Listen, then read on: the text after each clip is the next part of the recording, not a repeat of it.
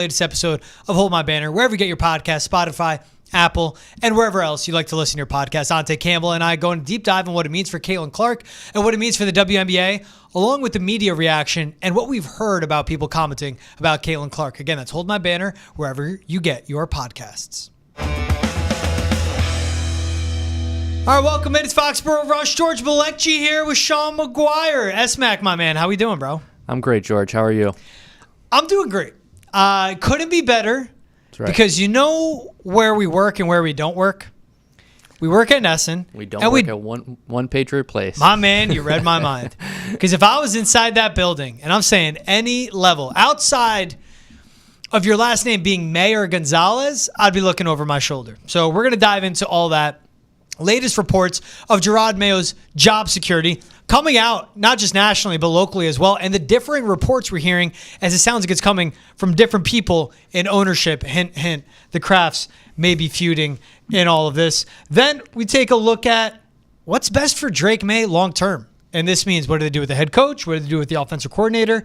And if you're a coach, would you want to become the head coach for the Crafts as well? So let's get into it. Sean, let's start with the recent reports with Jerod Mayo and his job security. So his 30-17 loss to Arizona was terrible. They came out of the bye. They were flat, weren't prepared. Once again, a team that just didn't look even close to an okay team in the Cardinals, and that's how bad the Patriots are.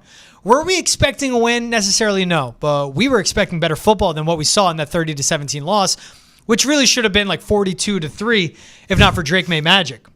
Where it gets interesting is before the game and before coming out of the bye, Diana Rossini of The Athletic reported Maye and Mayo will stick together. While there hasn't been a public vote of confidence for the head coach from the Kraft family, Patriots leadership is standing by Mayo. Just as discussions about the next NFL hiring cycle heat up, team owner Robert Kraft has privately assured those close to him that he's committed to giving his first-year head coach the time and resources he needs to grow into that role. While Mike Giardi of the Boston Sports Journal reported, quote, I've gotten some pushback from league sources for reporting that Jonathan Kraft is as on board with Mayo as his father, Robert. While Robert might have initially been the one making calls around the league, I'm told that Jonathan has been the driving force since then. And what Giardi also reported, it's not just the calls around the league on how to best support a rookie quarterback like we've heard, Sean, but it's now calls around the league evolving from Jonathan Kraft on what do you do with the head coach when it comes to a rookie quarterback.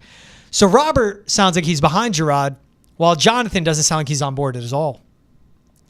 Yeah, and I mean the reports just keep on coming at this point too. I know, Greg Bedard had one, and then I don't know if you heard Albert Breer was on Sunday night, so it was after we recorded the show on Sunday. But Breer had some pretty eye-opening insights, in my opinion. It definitely wasn't a report in that, in the specific, citing sources sort of way, but it felt like informed speculation, I guess. And a lot of what Breer said is just saying, if you're blaming Van Pelt, you're pointing the finger in the wrong direction. And he went on to say, I think now the score on who the head coach is in 2025 could change. I think a lot of things changed today, meaning Sunday.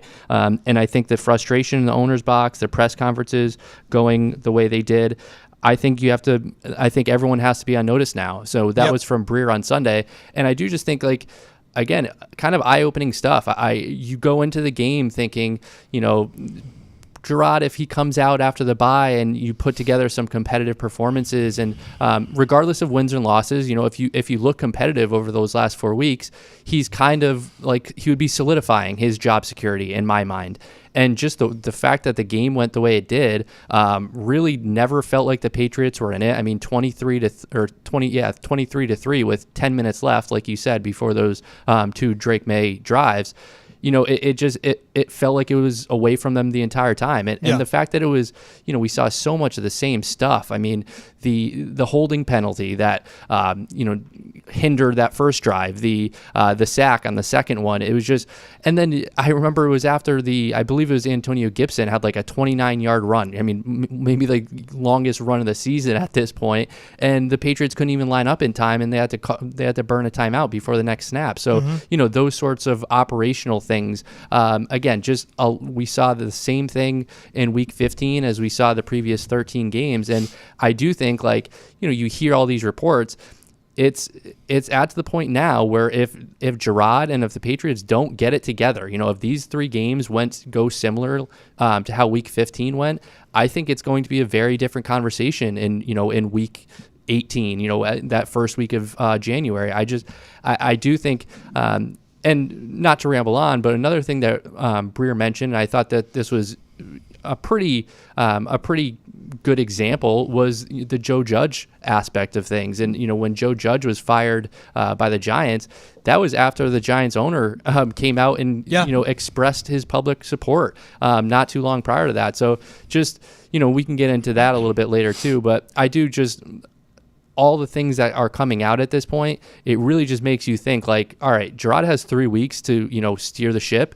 And if he doesn't, we could be having a different conversation, and not a conversation that we expected, in January. That's steering the ship clear in 3 weeks when you're facing the Bills twice, once in Buffalo, of course, and the Chargers. 3 good teams, 2 good teams in 3 games, well-coached teams. Is that Greg Bedard, report you were alluding to. He reported, quote, according to multiple sources, if Kraft comes to the realization he made the wrong choice with Mayo, he wouldn't hesitate to rectify the situation. That Kraft's ego and or proving his gut decision on Mayo was correct would prevent Kraft from moving on after 1 season is false, according to team sources. Sean, you and I, on Sunday or Monday's episode of Rush, we said the same thing when Travis saying fire him, and he said it won't happen because we don't see Robert Kraft going back after he's connected him. Yep. Well, according to Greg Bedard, that wouldn't stop Robert Kraft. It's what you see in the owner's booth. And what sticks out to me is you hear these differing reports. Diana Rossini saying Robert Kraft is sticking with him, and it hasn't been public, but he's given a vote of confidence. Mike Giardi saying, well, Jonathan isn't as on board with it as possible. The Patriots have been a mess all season long. They now have a mess at every level of the organization. Yep. The owner and Robert Kraft and his son Jonathan Kraft are divided on the head coach this season. The GM, Elliot Wolf, and the head coach, Jerod Mayo, are divided on how to use Drake Maye, on how to draft his team, and how to move forward. And now you have Jerod Mayo having division amongst his coaching staff by throwing Alex Van Pelt right under the bus. Yep. What Jerod Mayo is going through right now and what this start has been for his head coaching tenure, and it stinks. He's a rookie head coach that stepped into a really difficult situation. It has nothing to do with filling the shoes of Bill Belichick. It has everything to do with how awful this roster was going into this season because of years and years of past awful drafting by Bill Belichick and then a really bad offseason by a rookie GM and Elliot Wolf. But what Jerod Mayo is putting together now is reminiscent of a Brandon Staley with the Chargers. It's a circus in New England.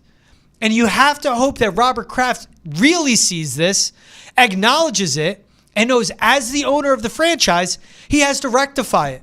I compared it to Nathaniel Hackett's tenure in Denver. I'm not all the way wrong. It's not as egregious on the field. You know, you have Nathaniel Hackett with multiple timeouts, getting to the ball to his own 45, hugging Russell Wilson, and then kicking an 80-yard field goal and being surprised they miss. Like, with 2 minutes left in the game, by the way.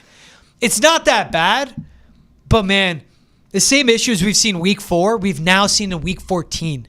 It's the same team that's awful. And then even with Jerod Mayo, to your point on the Joe Judge comparison of shooting himself in the foot when it comes to press conferences, even when he's walking it back the next day, and he's saying, no, I have input. It's my say. I'm the head coach. I work with the offense. But, of course, I'm with the defense more because that's my forte. Your defense has majority of your best players. Jabril Peppers is back. Christian Barmore is back. Christian Gonzalez has played a full season. Enough of no Matt Judon. He's washed. Enough of no Jawan Bentley. You have linebackers back. Your defense has gotten worse and continues to be awful. And that's your forte? It's a head coach in Jerod Mayo that's in over his head. And now you hear the division between the Crafts, between the GM and the head coach and his assistants. And Alex Van Pelt, who's been an assistant coach in the NFL for 18 years, he's looking and going, man, publicly you're saying that? Face to face, fine. Talk to me. Yeah. But you're going to the podium and doing that? This same guy that went to the podium and called out his team publicly as well. He's in over his head. He's drowning. And it's just a cycle of Jerod Mayo not coaching well, not speaking well at the post-game press conference, and then walking everything back the next day. It's a circus is what is happening. Sean, a buddy of mine, covers the Jets. Grew up a Jets fan. Covers them. Very professional in a way if he can be objective, and he calls the Jets out for how dysfunctional they are. Mm-hmm. We were talking, and he was asking me, there's no way that Robert Kraft fires Jerod Mayo. I mean, he has to pull the plug, but will he really? And he goes, from what we're seeing, it's a circus. Mm-hmm. And all I could do is agree with him. Yeah, and I mean, it is. And the Jets are calling the Patriots a circus. Takes one to know one. That's bad. That's when you know you're in a bad spot. And, just to kind of speak on the fracture that you said, and it does. It starts from the top down. And it was Ty Law today on EEI. And, I mean, so this is a red jacket guy. And he comes out and he's talking about how, Mayo throwing Van Pelt under the bus. And he's like, he's just piggybacking on what he saw from the owner's box. And, in reference to I think it's fair to call it a viral video at this point. I mean, everyone has seen it. Jonathan Kraft up in the suite.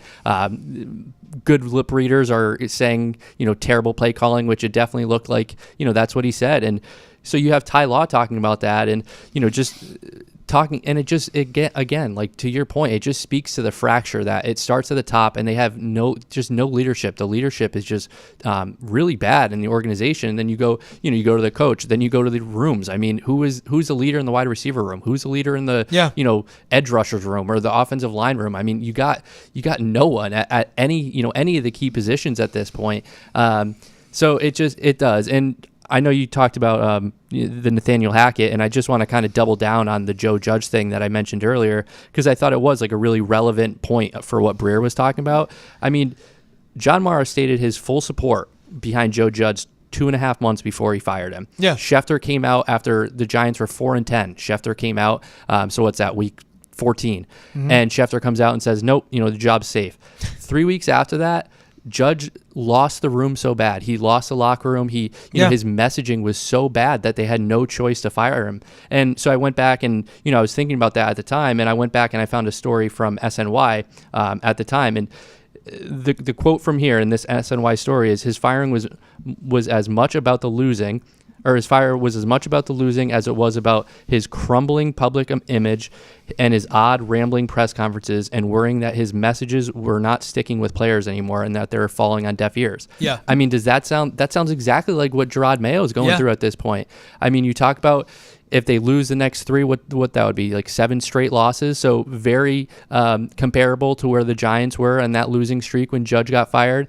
But it really is the messaging. And as much as the Patriots have to improve over the next 3 weeks, where does Joe Judge's messaging and public messaging rank? In that hierarchy, it's got to be towards the top. So for if he can get that under control, and again, and the Patriots can look competitive, we might be having a different conversation. But if not, I do think it's fair to think this crazy, but it could come down to like a Joe Judge situation with the Patriots. It's Joe Judge at the end of his tenure with the Giants, like claiming, I've had players that have gone on to play at other teams making more money, wishing they were here. Like trying to in the worst lies possible, trying to make it seem like to the media is working. But it's the same thing. When you are the head coach, you are the spokesperson for that team. The quarterback's the face of the franchise, but the head coach is a spokesperson for the owners pretty much. Mm-hmm. And he's making a mockery of the Patriots. He's making them look like a circus. And guess what? The owner that loves to go in the Breakfast Club, the owner that loves to seek out a sideline reporter before Thursday Night Football and say he handpicked the current head coach 5 years ago, the owner that loves to say, oh yeah, I had Meek Mill text me saying Lamar Jackson wants to be a Patriot. The owner that does all that, you know why he does that? He cares about public opinion. Yep. He wants to look cool.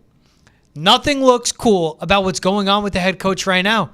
And as we've all witnessed him coach his way onto the hot seat, we've watched him possibly talk his way out of the job. And that's what's tough. Look, he's a rookie head coach. First go-around is going to be tough for anybody in any job. Every job I've had, I always look back. Like the first year I've been on that job, I always say it's like I blacked out. Like I blinked and I was a year in. I have no idea what happened the last year, but I made it through. Made a lot of mistakes, but I made it through.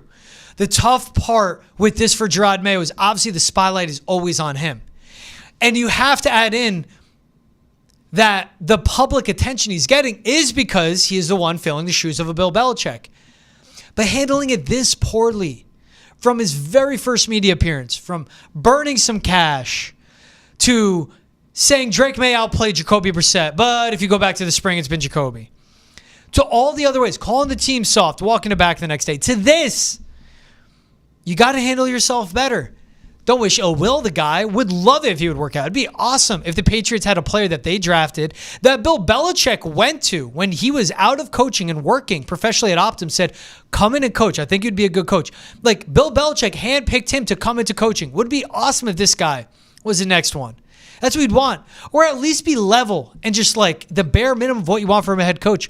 But he's underperforming so strongly. He is performing so poorly compared to expectations that that's a reality now. It's coming out of a bye. Your team being flat, not being ready. Same old song and dance. Where if Drake Maye wasn't the quarterback, say if Drake Maye was still sitting and was not starting, I don't think Jerod Mayo would be the head coach right now because Jacoby Brissett and that offense would look so terrible. There's nothing to cover up the deficiencies of this entire operation. And that's what it is. Now, fingers need to be pointed towards the Kraft as well. What were the resources you were given to the GM when it comes to cap space? What's the resources you were given to build up a coaching staff? Because, again, Jerod Mayo became head coach a year before he was supposed to. Look at this staff. Evan Rothstein is still there. Mike Pellegrino is still there. Pellegrino, a really good cornerback coach. Brian Belichick is still there. Jerod Mayo wasn't ready to build out his own coaching staff yet. Ben McAdoo is your most experienced coach on staff. That's awful. That is terrible. But what were the resources that he was given? And at the same time, you know what? If he wasn't ready, I know you baked it into his contract, should have went out and actually tried to find the right head coach. Because they didn't. They didn't interview anyone. They just hired Jerod Mayo. With the GM, it was the same thing. They didn't interview anybody. They just elevated Elliott Wolf. The Crafts took the lazy route to establish a new leadership, and they're paying for it now. That's it. Yeah, I mean, I completely agree. I will say that, like, on the other side of things, not to be too positive here, but it is kind of surprising to see, maybe not surprising, that's not the right word for it, but it is definitely noteworthy how all the players are coming out and defending Mayo at this point. And we've just heard like the soft comments. Yeah, exactly. And, it really has. It's gone back weeks, months at this point. And, and I'm not trying to say, like, the players would come out and put their names on quotes and everything about our coach sucks. I understand that's not going to be how it works, but I do think that if the players were not supporting Mayo behind the scenes, or were frustrated with Mayo behind the scenes, we would know that at this point.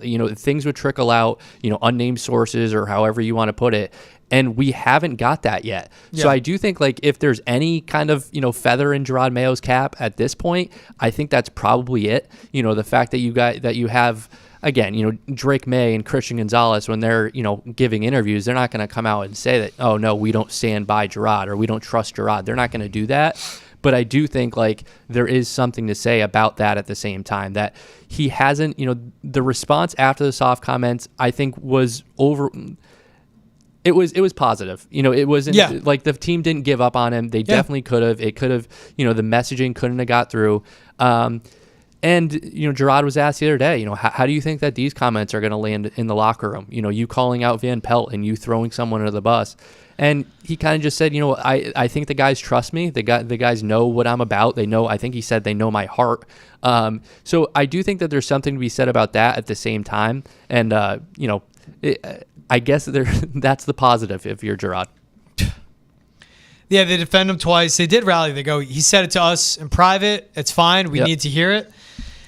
Just not getting any better. And these reports, and I agree with you where like the Albert Breers, they're informed. They don't just say stuff to say stuff.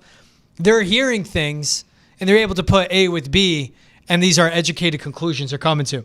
If you're enjoying this football conversation, Foxborough Rush airs every Monday with game reactions, Wednesday with draft talk, and Fridays as well with fresh episodes. That's every Monday, Wednesday, Friday. You can find it on YouTube, Facebook, Twitch, Spotify, Apple Music, and wherever else you get your podcast. That's Foxborough Rush, available wherever you listen. And if you're watching on Nesson's YouTube page, hit the subscribe button as well.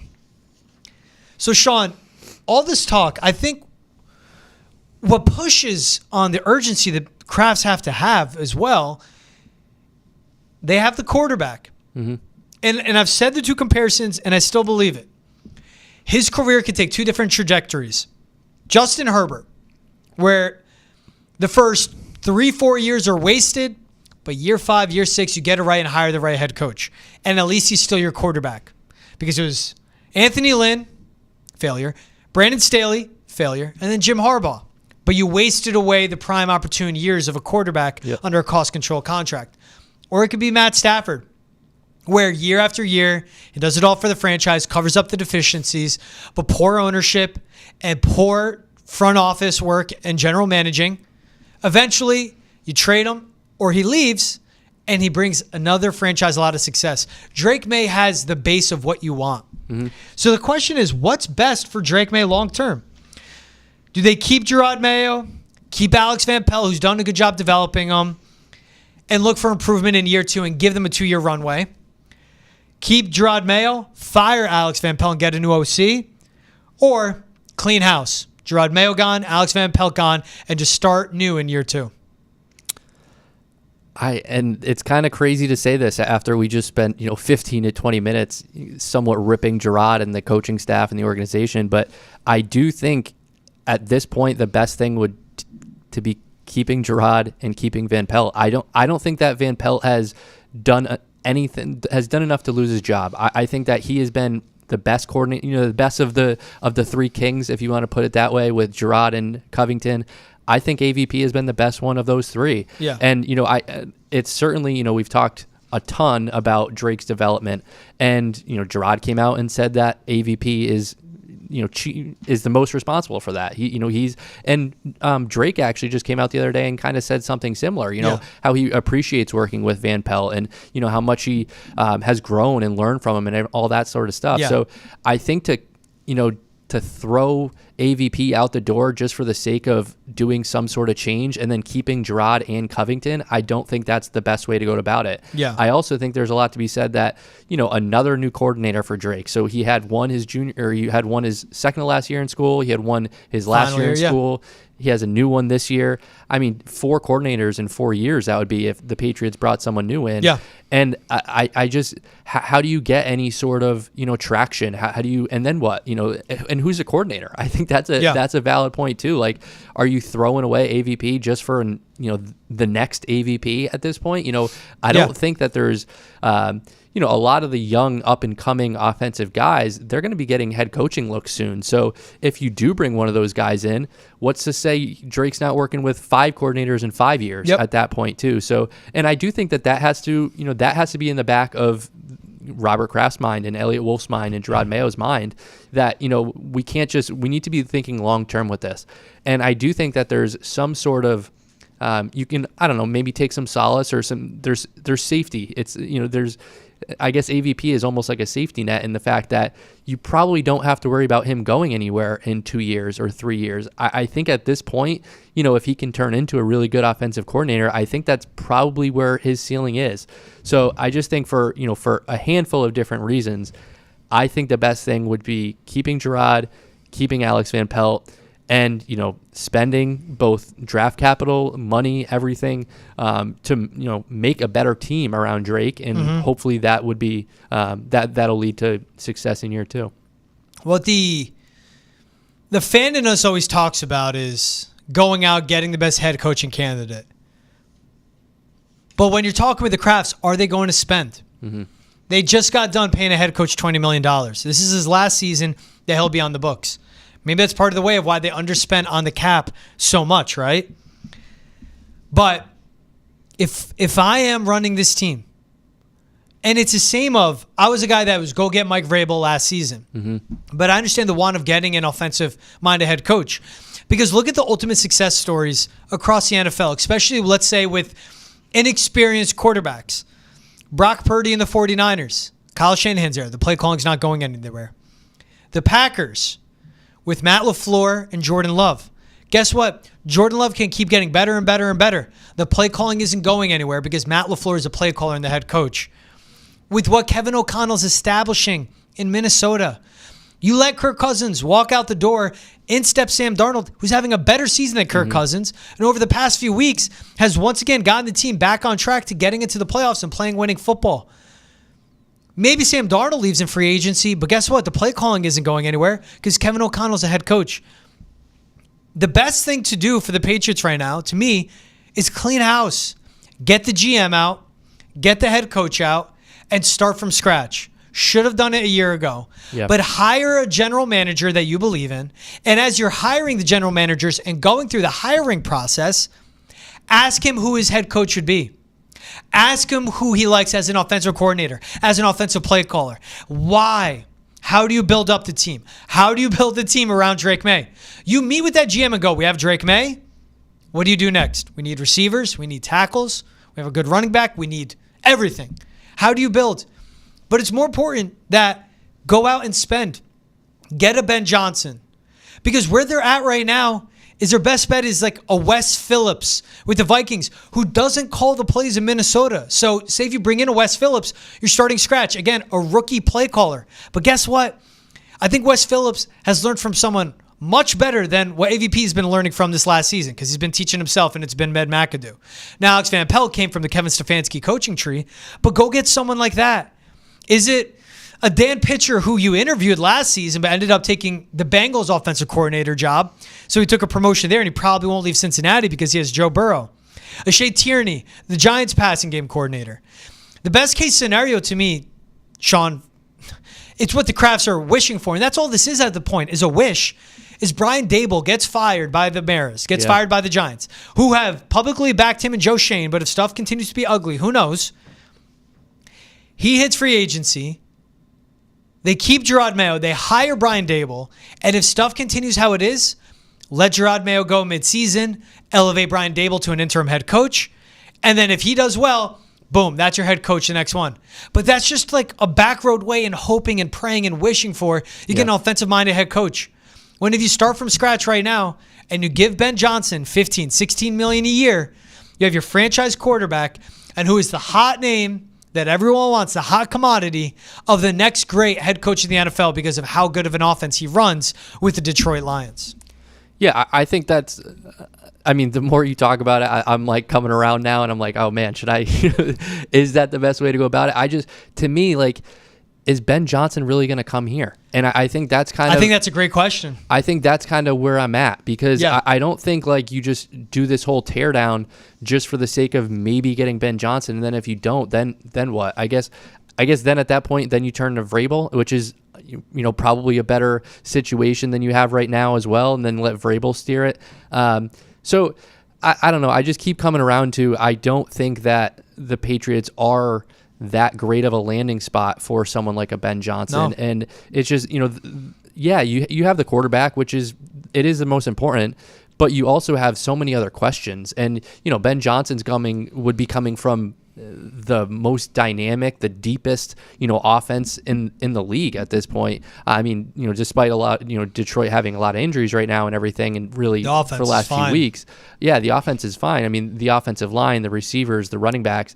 I mean, he would come here and it would be like coaching a JV team compared to what he has at this point. So I can't see, a Ben Johnson, agreeing to come here as opposed to like, I don't know, a Chicago or something, because then you fix the offensive line in Chicago and you have a lot of other skill players. And, there are other examples, but I guess I just can't think of, the Patriots being like the top of mind for any of these key, for Ben Johnson. And without Ben Johnson, if it's not Ben Johnson, then I do think, you stick with what you got and you kind of just hope that, a lot of draft capital and, building the roster, a better roster will help Drake improve and help the team get back to, a respectful level of football. Just think of the vacancies that we could see after the season.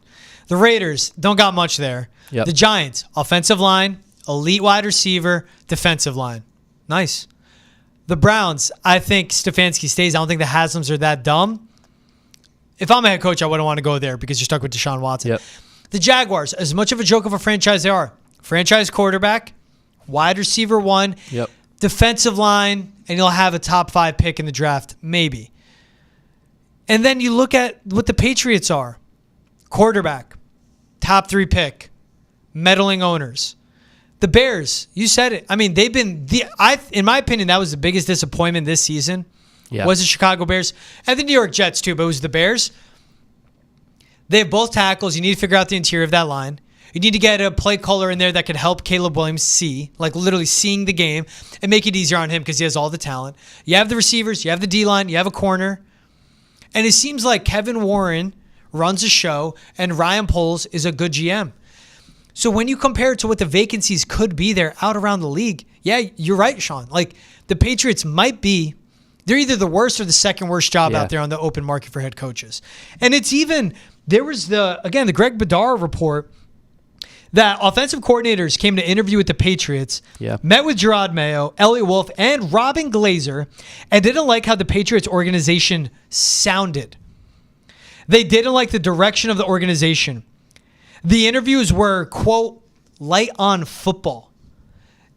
So that's the reality you have of these offensive coordinators coming in. And it's the same thing. They have to correct this. Like, why is a lawyer and Robin Glazer in that interview room? I understand Jerod Mayo being there. That's a head coach. I understand Jonathan Kraft and Robert Kraft to an extent. They're the owners.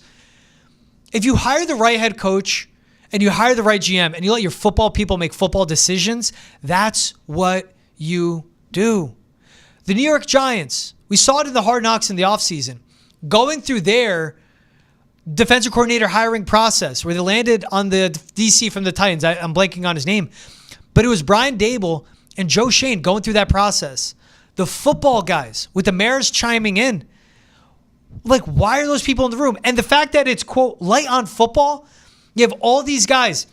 Some of them didn't end up even getting play calling or offensive coordinator jobs, but basically calling out that job in the interview process for being a joke. It's a reflection on how the league sees the Patriots. They were right to move on from Bill Belichick, the GM. He was tone deaf in his drafting towards the end of his tenure. It was bad. Interior offensive linemen, punters, kickers, all taken in the top 5 rounds when you need receivers. It was awful. But it should have been handled better than this. And to me, again, it circles a lot back to the ownership. If you want to hear more about Bill Belichick going to UNC and all things sports, be sure to check out today's episode of Nesson's Daily Sports Podcast. Boston has entered the chat. You can find it on YouTube, Facebook, Twitch, Spotify, and wherever else you get your podcasts. If you're watching on YouTube, make sure to hit the subscribe button as well. Now, as we were talking about it, Sean, I think when the comparison is too, you mentioned the turnover in offensive coordinators and play callers, and I agree. It was Phil Longo, Drake Maye's second to last year in college, and he leaves, so he has a new OC his senior year.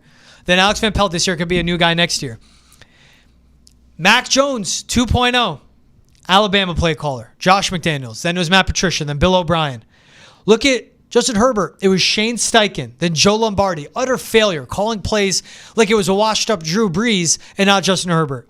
Kellen Moore, then Greg Roman now, and it's working now. Sam Darnold, and I hate to do the comparison, but it was Jeremy Bates, then it was Adam Gase. All failures. Jalen Hurts, Shane Steichen, Brian Johnson, finally Kellen Moore getting it right. The one I would give is like Lamar Jackson had Marty Morningweg, Greg Roman, but Greg Roman was 3 or 4 seasons, and now Todd Monken the last 2 that it worked. The one that works with Lamar, it was Greg Roman for 4 years, and you bring in a Greg Roman because he specializes in running the ball. So you're hiring an offensive coordinator that specializes in what your quarterback does. Instead, what the Patriots do, they just took an OC. Where if you continue to have this changeover, it may not work. Like the Chargers are lucky they salvaged Justin Herbert, and they finally got it right with Jim Harbaugh. But Jim Harbaugh, you can't get wrong on that. It's the Patriots are in a tough spot where the head coaching candidates aren't as great as they were just literally last offseason, and now they may be stuck in that same situation hiring another head coach. It's not looking good. And so, George, like I guess a question almost is, Like, are the Patriots hindered now more by their players or by their coaches? Because I think if the answer to that is players, which I guess I think it's both. So Yeah. I'll ride the seesaw on that. But I would say that players are at least 50% responsible. And if you're going to say that, don't you kind of have to think of like, all right, maybe, we'll throw money, we'll throw draft picks, we'll throw, whatever we can at these guys to try to get them to come to the Patriots and to try to improve the roster. And if you do that, aren't you more confident, I guess, in Jerod Mayo in year 2, in Alex Van Pelt in year 2, in Drake Maye in year 2 with Alex Van Pelt?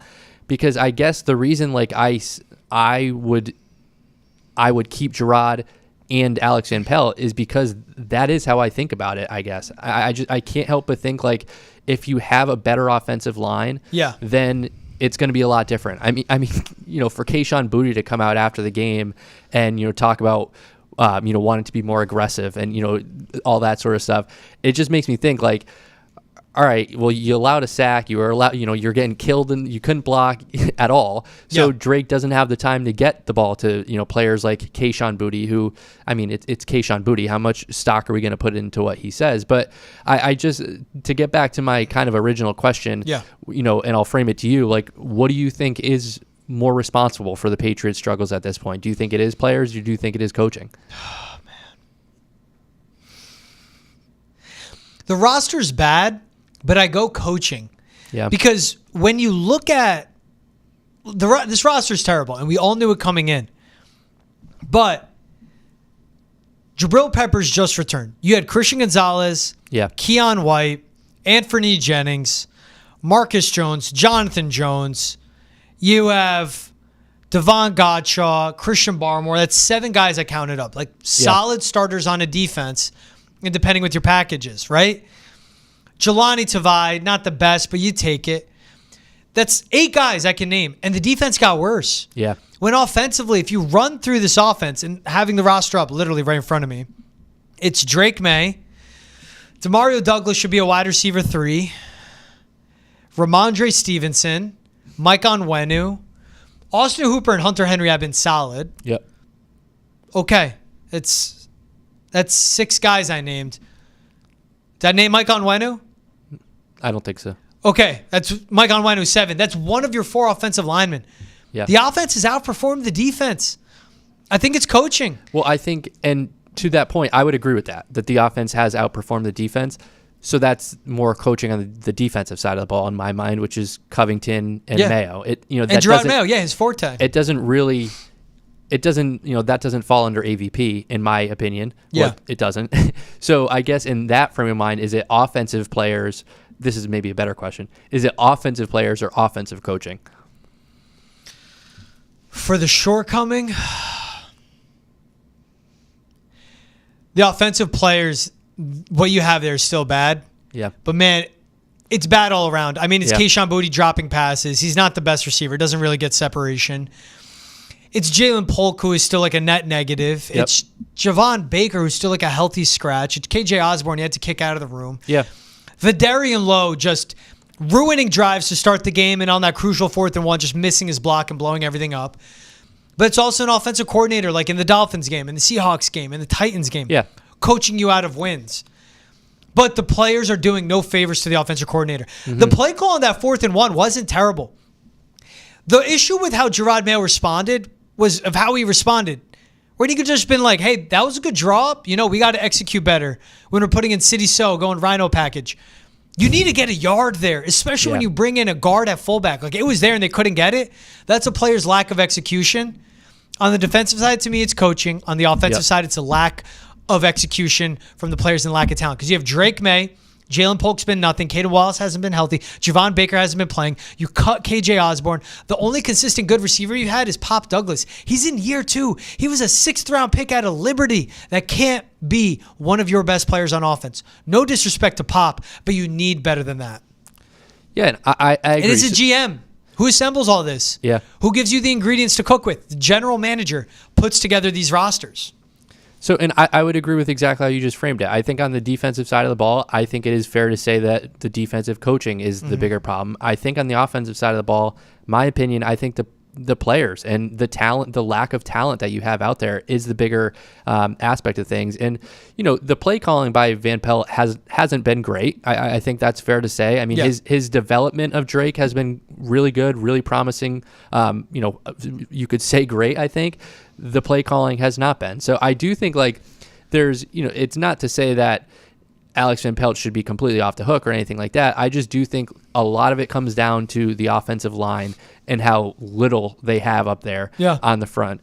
So I that's why I think about it. You get better players in there, and then all of a sudden Alex Van Pelt has more to work with next year in year 2, and then hopefully that that gets Drake to reach a new level, whether connecting with receivers more because he has more time, a better running game around him because he they're blocking better up front.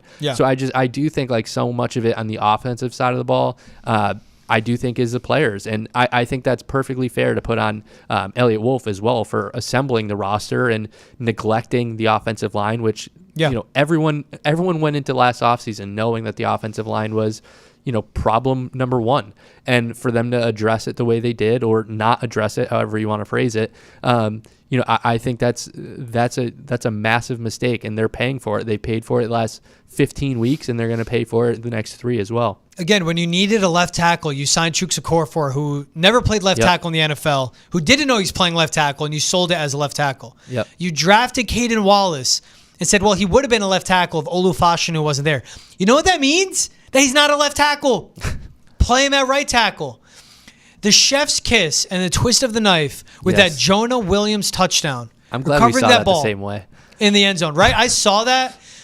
It's just been funny. He got hurt week 1. Yep. And you're not going to not sign a guy. You're not going to, well, he got hurt. So no, you don't know that's going to happen. Since he's been back and he's played right tackle, he hasn't played left tackle, but he's played both sides. He's an actual swing tackle. Mm-hmm. He's been a good right tackle for the Cardinals. And at bare minimum, that's what we ask. Out of the qualified centers, according to PFF, Ben Brown ranks last, 41 out of 41. Ben Brown in for David Andrews, who you could not foresee going down. Layden Robinson, who was drafted this year and was a project but had to be slotted in at left guard because Sidy Sow wasn't good enough, 75 out of 76 qualified guards. Mike Onwenu, 37 out of 76 qualified guards. DeMontre Jacobs ranks 80th out of 80 for tackles. Vidarian Lowe, 72nd out of 80. That's the starting offensive line. They just trotted out.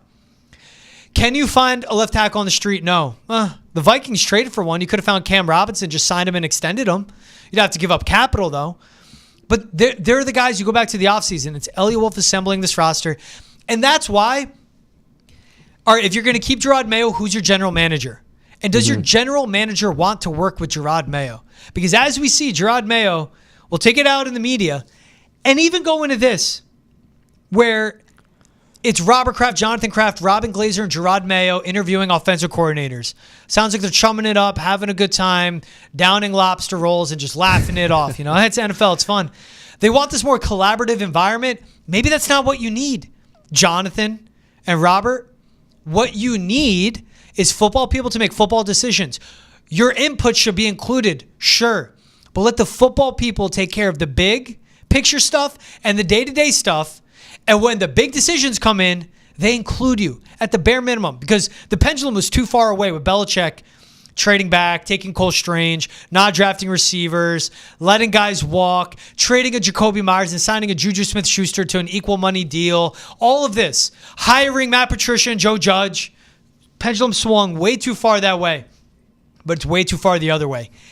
And the NFL is a small circle, Sean. These coordinators talk to each other. These head coaches talk to each other. And there's a stank in Foxborough right now that no coach wants to go around. That's the issue, man. Yeah, that's what's tough. Another concerning part about this is I don't even, I guess I'm the one that's saying a lot, solve so much and, spend and, use the draft capital in the offseason. I'm not confident that this is a one off season sort of thing. It's not. Now you hear, T. Higgins and, Joe Burrow came out last week and was confident, or at least expressed confidence, that the Bengals would be able to keep T. Higgins and how he's hopeful of that. I mean, if T. Higgins doesn't hit the market, the Patriots offseason plan is completely changed. It's completely altered. Yeah. And then, the offensive tackle that just signed recently, re-signed an extension recently, I believe it was. The options are dwindling, and so the Patriots are gonna go into the offseason, and a lot of the players that you think you're going to be able to sign or make a run at in free agency, they might not be there. So with how many holes and with how many needs that the Patriots have to address, it's daunting. I mean, and you just said it, like they're not in a good spot. They're not in a good spot right now.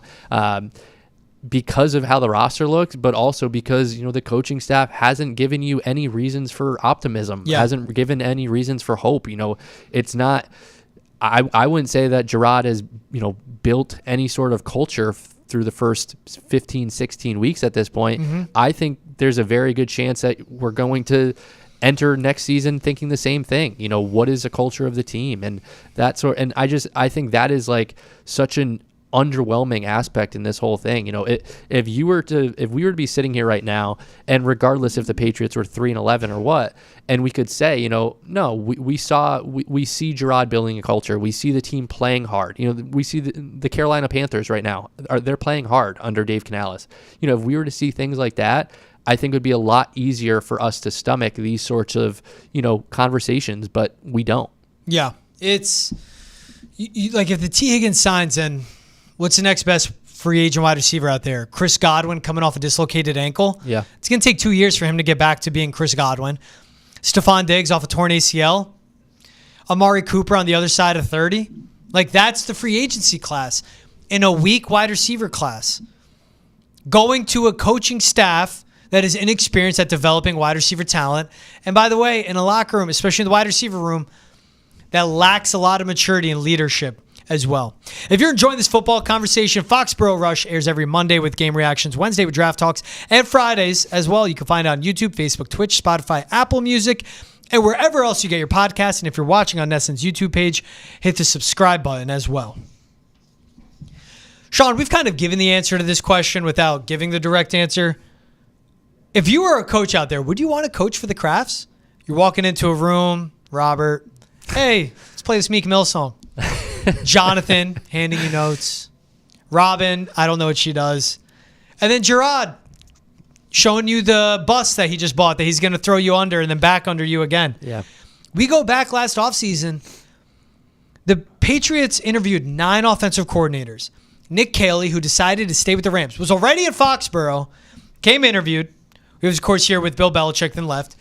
Interviewed, looked around, said, I'd rather go back to L.A., learn from Sean McVay, not call plays. Luke Getsy, who became the Raiders offensive coordinator, picked the Raiders over the Patriots. Brian Flores, San Francisco 49ers tight end coach, stuck his head. Now, I don't know if they were offered. Tanner Engstrand, Lions passing game coordinator. Zach Robinson ended up taking the Falcons offensive coordinator job, which was the right choice, bar none. Clearly. You definitely take that. Jerod Johnson, Texans quarterback coach. Thomas Brown became the Bears passing game coordinator to offensive coordinator to interim head coach in a matter of 3 weeks. Dan Pitcher, who was promoted to be the Bengals OC. Shane Waldron, that was a failure. Good thing they didn't hire him if they even offered. And then there was Alex Van Pelt. Yep. But it's going through all those OCs. You're doing 9 interviews, and you land on the guy in Alex Van Pelt, who's never called plays before. Who they offered, I don't know. Who said no, I don't know. But I know Nick Caley said no. And that, again, it just shows. And you see this. These coaches talk to each other, and they see that. And if Jerod Mayo was still the head coach, you go, I don't want to go play for him or coach for him, excuse me. Because also, if this continues and it's that bad, he's going to be gone by week 8. Yeah. Sure, I'll be the interim head coach, but then am I gone? And then where am I? What am I going to do? Maybe, and that, I think, when I talk this out, that's why I go to, you need to clean house and start anew truly this offseason. Because if not, it's just you continue to put yourself behind, and it's just going to go from 5 years to 6 to 7 since this team has been irrelevant and hasn't won a playoff game since that Super Bowl run in 2019. Yeah, I mean, and I do think so those comments of, just from this past weekend when Jerod did throw AVP under the bus, I think that does resonate among coaches. I think it has to. Yeah. And so I do think those coaches are thinking that I'm not going to go play for him because I just saw what he did to his last offensive coordinator. And so what's going to, what prevents him from doing the same thing to me?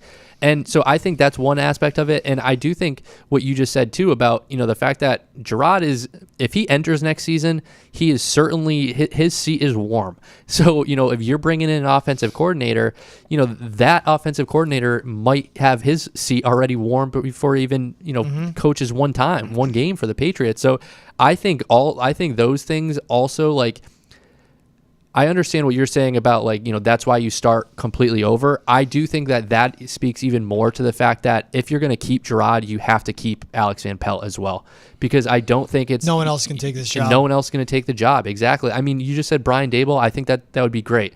Is Brian Daboll coming here? I mean, we just went over all the reasons that Ben Johnson wouldn't. I would say if Brian Daboll isn't in with the Giants next year, I would say he's probably going to have a better opportunity than the Patriots. So I do think it's kind of, we had 3 different scenarios starting. I think we're down to 2. It's either you have to clean house or you have to keep it as is. Maybe get rid of Covington or wide receivers coach, something like that.